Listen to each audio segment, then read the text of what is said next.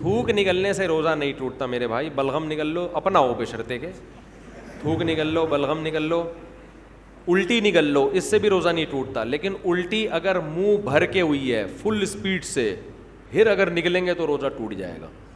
تھوڑی بہت جو کھٹی کھٹی آج کل سب کو ہی لوگ کہتے ہیں ڈکاریں آ رہی ہیں. رمضان میں نا کھانے پینے پہ تھوڑا کنٹرول کریں.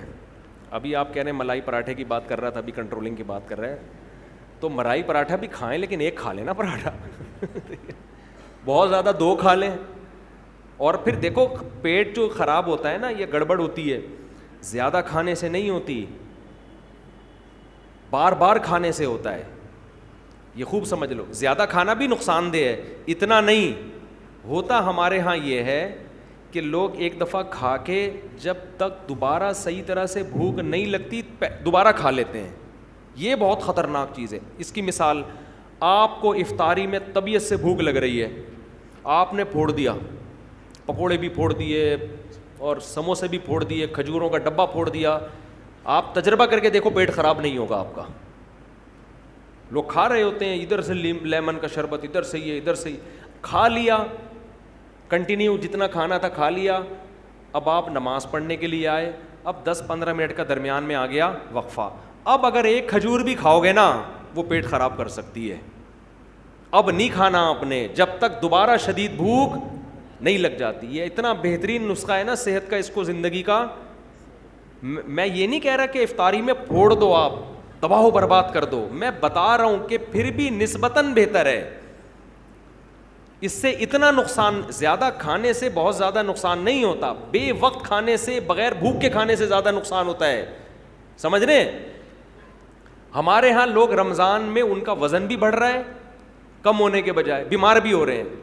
وجہ کیا ہے؟ افطاری میں کھانے پینے کے بعد نماز پڑھ کے آئیں گے, اب بھوک کم ہو چکی ہوتی ہے, معدے نے اپنے ورک شروع کر دیا, اب آ کے دوبارہ کھا رہے ہیں. پھر وہ دیکھ رہے ہیں وہ میز کے نیچے سے پلیٹ کھینچی, 2 پکوڑے رہ گئے تھے, چلو یار. فریج میں جا کے دیکھا, یار وہ دہی بڑے تو رہ ہی گئے تھے, چارنے والے وہاں سے لے لیے, اور پھر وہاں سے کھجور کے ڈبے میں ہاتھ مارا.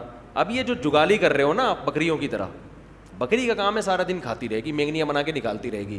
انسان میں مینگنیاں نہیں ہوتی بھائی. ٹھیک ہے نا, انسان کا ایک پراپر ٹائم ہوتا ہے, اسی حساب سے چلتا ہے انسان. تو اب آپ سارا دن جگالی, اب کیا کرنا ہے آپ نے؟ افطاری میں پھوڑ پھاڑ دیا تو اس کے بعد اب نہیں کھاؤ.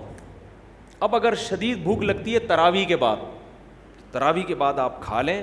لیکن میں نے تجربہ یہ کیا کہ تراویح کے بعد بھی اگر صحیح طرح پیٹ بھر کے کھا لو تو پھر سحری میں نہیں کھایا جاتا. تو بہتر یہ ہے کہ تراویح کے بعد بھی نہ کھائیں. اب سخت بھوک لگ رہی ہے تو تھوڑا سا کھا لیں. سمجھ رہے ہیں؟ کتنا کھا لیں؟ تھوڑا سا, تاکہ سحری میں پھر تمیز سے کھائیں آپ. تو تھوڑا سا کھا لیں آپ, اور اس وقت بڑا مزہ بھی آ رہا ہوتا ہے. تراویح کے بعد چند کھجوریں کھا لیں, کچھ شہد کھا لیا, مدت ذلہ لا لیا, دامت برکاتہ ملا لیا, جو فریج میں تھا کھا لیا. صحیح ہے.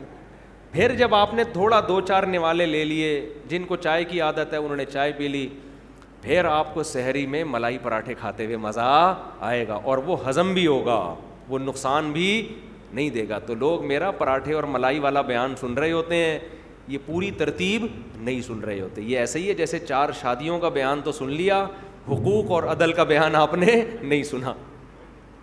تو کھائیں, پراٹھے بھی پھوڑیں, ملائی بھی پھوڑیں آپ, لیکن شدید بھوک کے وقت پھوڑیں آپ.